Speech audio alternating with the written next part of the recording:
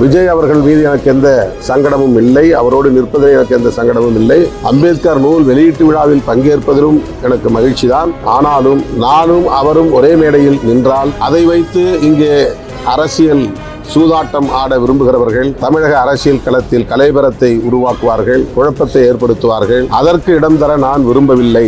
அழுத்தம் கொடுத்து அதற்கு இணங்கும் நிலையிலும் நான் இல்லை. அப்படி அழுத்தத்திற்கு நான் இணங்குவதாக இருந்திருந்தால் ஆதவ் அர்ஜுன் அவர்களின் அழைப்புக்கு இணங்கி நான் அந்த நிகழ்விலே பங்கேற்றிருக்க வேண்டும். திமுக அழுத்தம் கொடுத்திருக்கிறது என்று சொன்னால் ஆரம்பத்திலேயே இதை நான் வெளிப்படையாக அதில் பங்கேற்க மாட்டேன் என்று அறிவித்திருக்க வேண்டும். அப்படி யாரும் எந்த அழுத்தமும் எம் முனையிலிருந்தும் எனக்கு தரவில்லை. அது வெறும் யூகங்களாக சமூக ஊடகங்களில் பேசப்படுகின்றன. நான் சுதந்திரமாக எடுத்த முடிவு. 6ஆம் தேதி காலையில் தான் இந்த அறிக்கையை நான் வெளியிட்டேன் என்றாலும் விக்கிரவாண்டி மாநாட்டுக்கு பிறகு விஜய் அவர்கள் திராவிட முன்னேற்ற கழகத்தையும் திராவிட முன்னேற்ற கழக அரசையும் தன்னுடைய முதன்மையான எதிரிகள் என்று வெளிப்படையாக அறிவித்துள்ள நிலையில் அவரும் நானும் அரசியல் பேசாமல் அந்த நூல் வெளியீட்டு விழாவிலே ஒருங்கிணைந்து நின்றாலும் கூட சுற்றி இருப்பவர்கள் அதை அரசியலாக்குவார்கள்.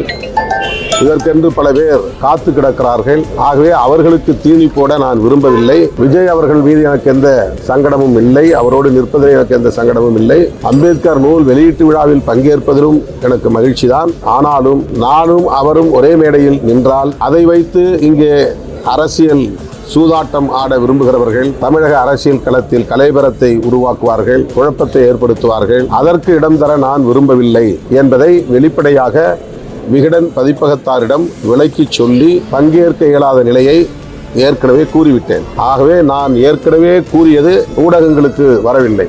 நான் அதை வெளிப்படையாக சொல்லவில்லை. ஆனால் விகடன் பதிப்பகத்தாரிடம் விக்கிரவாண்டி மாநாடு முடிந்த அடுத்த ஓரிரு நாளில் கூறிவிட்டேன். எனக்கு எந்த அழுத்தமும் கிடையாது. சுதந்திரமாக எடுத்த முடிவு, தொலைநோக்கு பார்வையோடு எடுத்த முடிவு, தமிழக அரசியலின் எதிர்காலம் கருதி எடுத்த முடிவு, விடுதலை சிறுத்தைகள் அங்கம் வகிக்கிற கூட்டணியின் நலன் கருதி எடுத்த முடிவு. என்னை கட்டுப்படுத்தி இயக்குவதற்கு யாரும் முயற்சிக்கவில்லை. அதற்கான சூழலும் இல்லை.